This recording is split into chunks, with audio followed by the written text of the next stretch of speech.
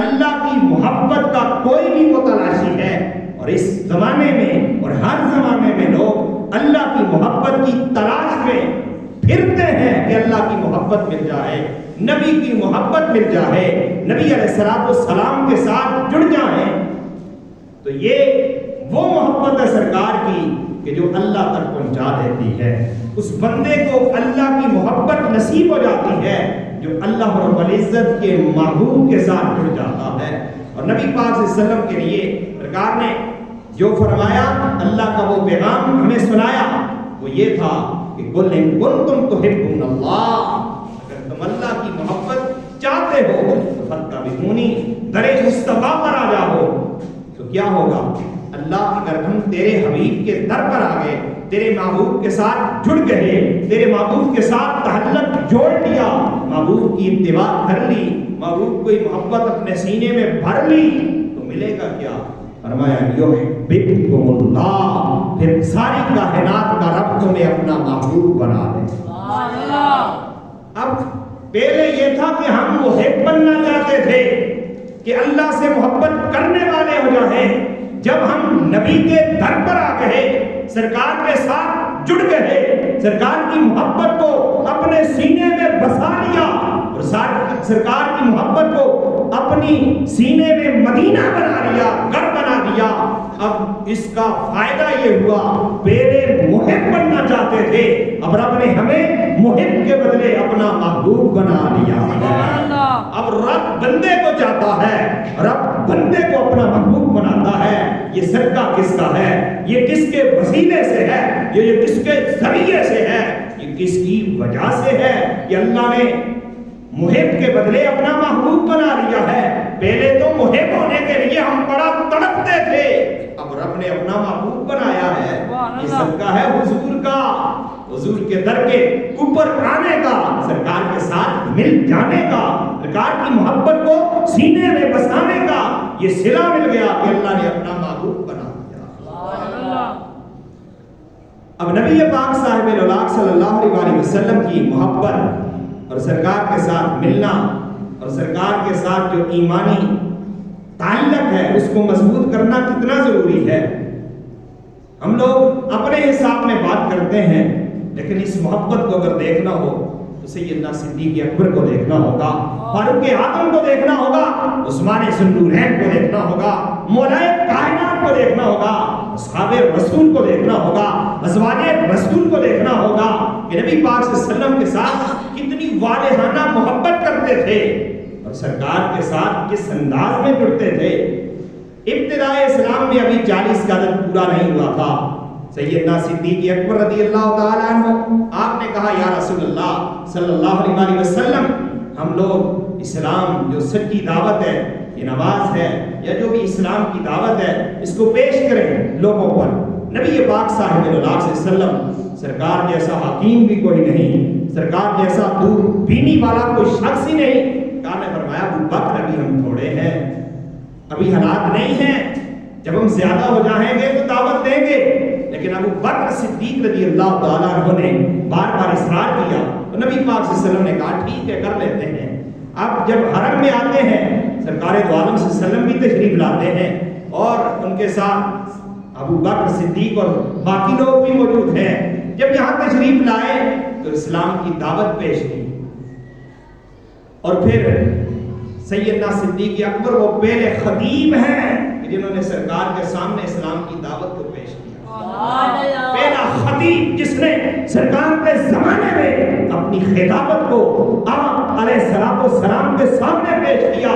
سرکار دو عالم صلی اللہ علیہ وسلم کے سامنے جب سرکار کے دین کی بات کی تو کفار مشرکین سیدنا صدیق اکبر پر ٹوٹ پڑے اور اتنا مارا، کہتے ہیں کہ سیدنا صدیق اکبر ہوش سے بے ہوشی کی حالت میں چلے گئے، یہاں تک کہ استغراق تک چلے گئے۔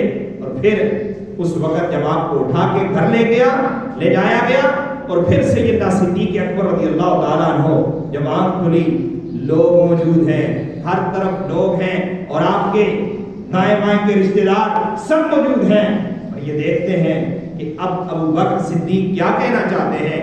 اتنا شدت سے مار کھانے والے سیدنا صدیق اکبر رضی اللہ تعالیٰ عنہ، آپ کو کہا جاتا ہے پانی پی لیں، آپ کو کہا جاتا ہے کھانا کھا لیں، آپ پہلے ہی بات کرتے ہیں کہ میرے محبوب کا کیا حال ہے، میری بات بعد میں کرنا، میرے محبوب کی بات پہلے کرنی ہے، سرکار کی بات پہلے کرنی ہے، کھانے پانی یہ ہوائیں یہ زندگی کی سانسیں یہ سب کچھ بعد میں ہے، پہلے میرے محبوب کا حال کیسا ہے، پہلے یہ بتا سرکار کی طبیعت کیسی ہے۔ جب مشرکوں نے سنا یہ تو اپنی سرکار کی باتیں کرتا ہے اور وہ غصے میں اٹھ کے چلے گئے، پھر آپ کی ماں کو کہا اس کو کچھ کھانے پینے کے لیے دے دینا، اور آپ کی ماں نے بڑا زور لگایا، فرمایا کچھ کھانے کے لیے کھا لیں، ماؤں کی ممتا ہوتی ہے، لیکن سیدنا صدیق اکبر نے نہ کھانا کھایا نہ پانی پیا اور یہ بات کہہ دی کہ میرے محبوب کا پتہ کر کے آؤ۔ آپ کی ماں جا کر حضرت سیدنا صدیق اکبر کے کہنے پر جا کے پتہ کرتے ہیں کہ سرکار دو عالم صلی اللہ علیہ وسلم سے کے حوالے سے کہ وہ کہاں پر ہیں اور ان کی طبیعت کیسی ہے۔ جب پتہ چلا تو دار ارقم میں سرکار دو عالم صلی اللہ علیہ وسلم کا پتہ چلا کہ وہاں موجود ہیں اور آپ کی ملاقات وہاں پر جب کروائی گئی اور پھر آپ کو لے جایا گیا اور جب آپ نے سرکار کا سب سے پہلے سرکار کو دیکھا، اب سرکار کو دیکھ کے نا صدیق اکبر خوش ہو گئے، پہلے سرکار کو دیکھا ہے، جان کی فکر نہیں کی۔ ایمان اتنا سستا نہیں ہے جتنا ہم نے سمجھ لیا ہے، یہ بڑا مہنگا ہے، ایمان کی کوئی قیمت نہیں ہے، ہر چیز کی قیمت ہو سکتی ہے، ایمان کی قیمت نہیں ہو سکتی، اس لیے ایمان بڑی دولت ہے۔ سیدنا صدیق اکبر رضی اللہ تعالیٰ عنہ جب سرکار کو دیکھا، اب اس مقام پر سرکار دو عالم صلی اللہ علیہ وسلم جب صدیق اکبر کو دیکھا نا تو نبی پاک علیہ السلام سرکار صدیق اکبر کے اوپر ہوئے اور صدیق اکبر کو بوسہ دیا۔ اتنی بات محبت کی کہاں سے کہاں بڑھ گئی، یہ وہ محبت رسول تھی جو شدت کے ساتھ سرکار کے ساتھ تھی، اور سرکار دو عالم صلی اللہ علیہ وسلم کی محبت پر اب نبی پاک صلی اللہ علیہ وسلم نے بھی پھر محبت کا وہ اظہار کیا کہ سیدنا صدیق اکبر کو چوما، جو کو کر سرکار کا چومنا یہ کتنی بڑی بات ہے۔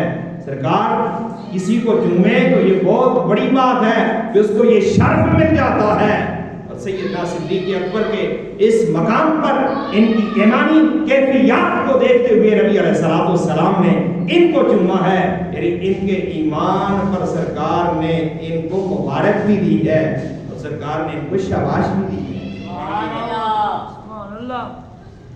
اور پھر آج کے دور میں ایمان، ہم لوگ تو ایمان صرف نام کی بات کرتے ہیں، سیدنا فاروق اعظم رضی اللہ تعالیٰ عنہ کو دیکھ لیتے ہیں۔ سیدنا فاروق اعظم آپ نے وہ حدیث پاک جو ہے لا یؤمن احدکم حتی اکون احب الیہ من والدہ وولدہ والناس اجمعین، لوگوں اس وقت تک تم میں سے کوئی ایمان والا نہیں ہو سکتا جب تک کہ وہ محمد صلی اللہ علیہ وسلم سے محبت نہ کر لے۔ یا رسول اللہ کتنی محبت؟ فرمایا من والدہ، والدین سے بڑھ کر، وولدہ اولاد سے بڑھ کر، والناس اجمعین کائنات کے سارے لوگوں سے بڑھ کر جب تک مجھ سے محبت نہیں کر لیتا اس وقت تک وہ کامل ایمان والا ہو سکتا نہیں ہے۔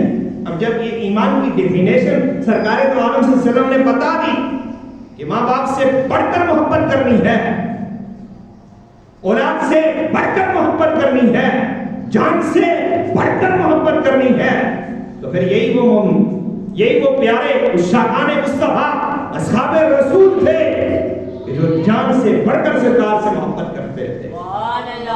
محبت کا یہ تقاضا تھا کہ سیدنا فاروق اعظم رضی اللہ تعالیٰ عنہ نے کہا یا رسول اللہ میں اولاد سے بڑھ کر محبت کرتا ہوں، دنیا کے سارے لوگوں سے بڑھ کر محبت کرتا ہوں، لیکن سرکار جان تو جان ہے، جان سے بڑھ کر محبت کیسے ہو سکتی ہے؟ اللہ کے محبوب صلی اللہ علیہ وسلم نے فرمایا، سینے پر ہاتھ مار کے کہا لست مؤمنا، عمر ابھی ایمان مکمل نہیں ہوا۔ یہ ید اللہ والے گورے لاڈلے شفاعت والے برکت والے نبی پاک صلی اللہ علیہ وسلم کے اس ہاتھ کی برکت تھی جس کی وجہ سے عمر کا سینہ روشن ہو گیا. فرمایا یا رسول اللہ اب تو عمر جان سے بڑھ کر بھی آپ سے محبت کرتا ہے, جان سے بڑھ کر بھی محبت کرتا ہے. سرکار دو عالم صلی اللہ علیہ وسلم کا ہاتھ لگنے کی دیر تھی. اور پھر اگر میں یہ کہنا چاہوں, اس وقت لوگ کہتے ہیں ایمان نبی پاک صلی اللہ علیہ وسلم کی محبت کے بغیر, میں کہتا ہوں 22 مربع کلومیٹر کا حکمران فاروق اعظم جیسی شخصیت ہو, یہ 36 مربع کلومیٹر جتنا مرضی لگا لیں, کفار کہتے ہیں, بڑے بڑے بیگمان کہتے ہیں. عمر اگر ایک عمر دنیا میں اور ہو جاتا, یا جتنی مدت عمر رضی اللہ تعالیٰ عنہ کو ملی ہے اتنی عمر دوبارہ جتنا عرصہ آپ کا خلافت کا گزرا ہے اتنا اور مل جاتا, حضرت فاروق اعظم کو دنیا سے کفر مٹ جاتا. وہ عمر اگر وہ نبی کی محبت سے خالی ہو, نبی کی محبت اپنی جان سے بڑھ کر نہ کرے, عمر کی محبت اور وہ ایمان نہیں پورا ہوگا. اور تیرے اور میرے کہاں ہو سکتا ہے کہ ہم سرکار سے جان سے بڑھ کر محبت نہ کریں تو ہمارا ایمان مکمل ہو جائے. اس لیے جب تک انسان ماں باپ سے بڑھ کر, اولاد سے بڑھ کر, کائنات کے لوگوں سے بڑھ کر اور اپنی جان سے بڑھ کر نبی سے محبت نہیں کرتا, اس وقت تک ایمان مکمل ہو سکتا نہیں, اس وقت تک ایمان مکمل ہو سکتا نہیں. یہ بھی ایک گواہی ہے کہ آپ بولیں گے تو یہ زبان کی گواہی ہے, ہاتھ اٹھائیں گے تو یہ ہاتھوں کی گواہی ہے. اس وقت تک ایمان مکمل ہو سکتا نہیں ہے. نبی پاک صاحب صلی اللہ علیہ وسلم ماں باپ سے محبت کس نے کی بڑھ کر, یہ باتیں ہمیں دیکھنی چاہیے. قرآن و سنت کو پڑھنے سے پہلے ہمیں یہ دیکھنا چاہیے اصحاب رسول نے کیسی محبت کی تھی. نبی پاک صلی اللہ علیہ وسلم کے غلاموں نے سرکار کے ساتھ کتنی محبت کی تھی, وہ محبت کیا تھی. سرکار کے ساتھ محبت سیدنا صدیق اکبر, ابتدائے اسلام میں سیدنا صدیق اکبر اسلام کو قبول لے کر لیا انہوں نے, اور آپ کے والد ابو قحافہ رضی اللہ تعالیٰ عنہ آپ نے اسلام قبول نہیں کیا تھا. اس وقت کہیں سرکار کی گھر میں بھاگ جل گئی اور سیدنا صدیق اکبر کے بعد حضرت سیدنا ابو قحافہ رضی اللہ تعالیٰ عنہ آپ نے اس مقام پر جب سرکار کے حوالے سے کوئی نامناسب بات کر دی, آپ کی توجہ میری طرف, سرکار کے متعلق صدیق اکبر کے والد نے کوئی نامناسب بات کر دی. والدین کی عزت ہے, نبی پاک نے عزت دی ہے, قرآن نے عزت دی ہے, رحمان نے عزت دی ہے. یہ عزت اس وجہ سے ہے کہ وہ حضور کی عزت کریں. کس کی عزت کریں؟ حضور کی عزت کریں. جب حضور کی عزت نہیں کریں گے تو پھر کسی کی عزت نہیں ہوگی. سیدنا صدیق اکبر کے والد نے کوئی نامناسب جملہ سرکار کے حوالے سے کر دیا. صدیق اکبر نے وہ ایمانی کیفیت کا مظاہرہ کرتے ہوئے اپنے باپ کو تھپڑ مارا تھا اور باپ زمین پر منہ کے بل گر پڑا تھا, اور اس سے وہ آ کے سرکار کی بارگاہ میں چلے گئے. نبی پاک صلی اللہ علیہ وسلم نے دیکھا اور پورا واقعہ بیان کر دیا کہ میرے والد نے آپ کے متعلق ایسا ایسا کہا ہے, میں نے تھپڑ مارا ہے, زمین پر گر پڑے ہیں. نبی پاک صاحب اللہ صلی اللہ علیہ وسلم نے اس کیفیت کو سنا اور سرکار کی نگاہ نبوت دیکھ رہی تھی کہ وہ بھی کبھی میرے غلام بن جائیں گے. اس لیے سرکار نے فرمایا ابو بکر ایسا نہیں کرنا تھا. اب سرکار نے یہ جملہ کہا, ابو بکر ایسا نہیں کرنا تھا. نگاہ نبوت دور تک دیکھ رہی تھی کہ کبھی نہ کبھی وہ میرے در پر آئے جائیں گے, لیکن ابو بکر صدیق کی ایمان کی کیفیت کو جانیں گے. وہ کیا کہتے ہیں, خدا کی قسم سرکار میرے پاس تو تماچا تھا, خدا کی قسم میرے ہاتھ میں تلوار ہوتی, میں باپ کی گردن اڑا دیتا. کیوں وہ آپ کے بارے میں بات کریں, یہ کبھی نہیں ہو سکتا ہے. یہ ہے حضور کی عزت کی بات. ہم نے کیا کیا ہے, ہم تو دائیں بائیں سے بھی گستاخی ہوئے بے ایمانی کرتے, ہم بولتے ہی نہیں ہیں. وہ تھے اصحاب رسول, گھر کی بات پہلے کرتے تھے. آپ بولتا تھا تو باپ کو بتاتے تھے.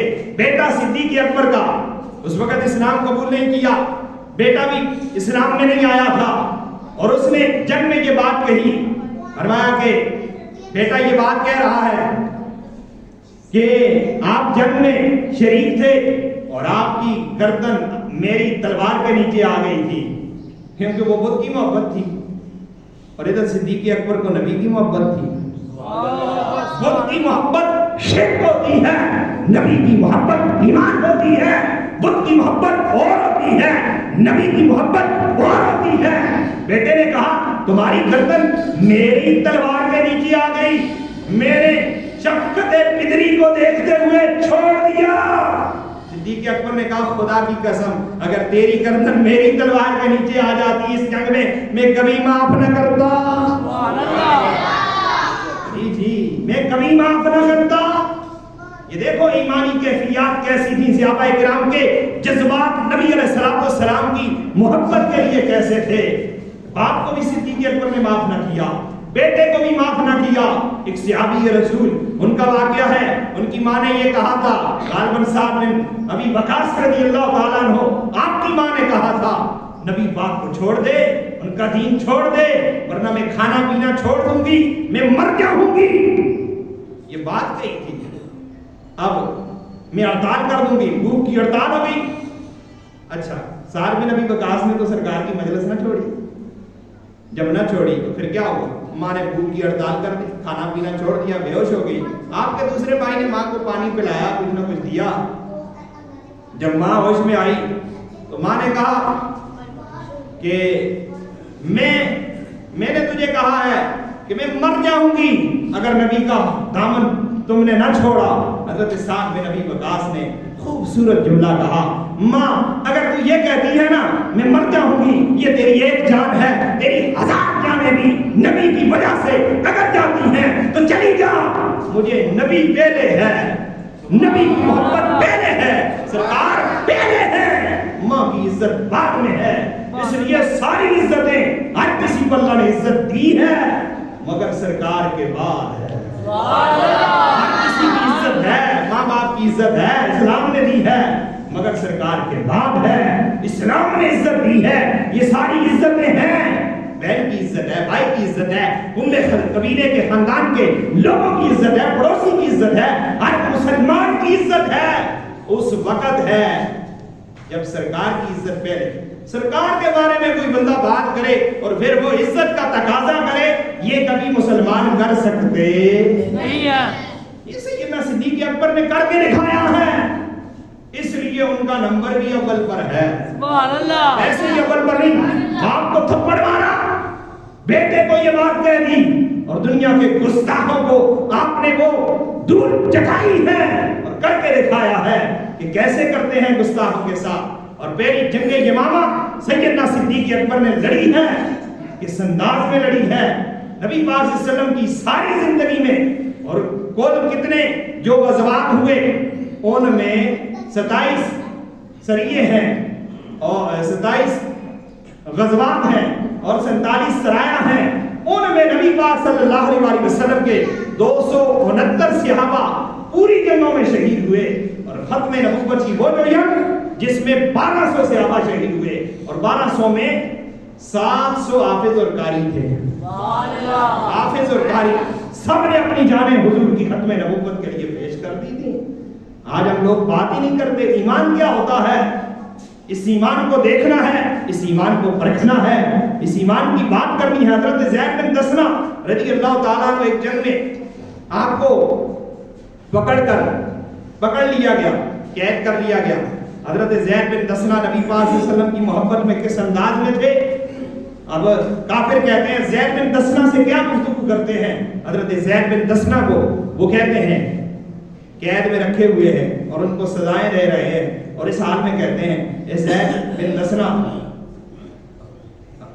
آپ کیا سمجھتے ہیں جس مقام پر قید میں آپ ہیں، آپ اپنے گھر میں اپنی بیوی بچوں کے ساتھ بیٹھے ہوئے ہوں آرام سے سکون سے، اور آپ کی جگہ نعوذ باللہ آپ کے نبی ہوں، تو آپ کیا اس بات کو پسند کریں گے؟